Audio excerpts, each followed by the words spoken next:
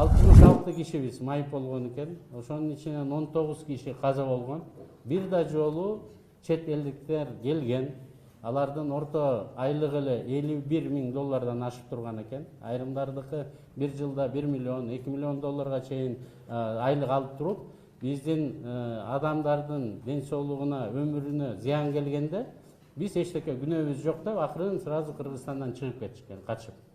Ошо технологиянын баары бузулгандыктан жана биздин 19 кишибиз каза болуп, бирок ушу өзүлөрү эле күнөөлүү. Же болбосо ошол жерде иштеп аткан бригадир же мастери күнөөлүү деп эле бүт баары тең, стороналардын баары немелери жок, талаптары жок бизге. Ошондуктан биз жаптык деп эле кылмыш иштерин баарын жаап берген экен. Бул боюнча дагы 18-жылы каза болгон биздин жарандарыбыз, 20-жылы каза болгон жарандарыбыз боюнча кылмыш иштери кайра башталды.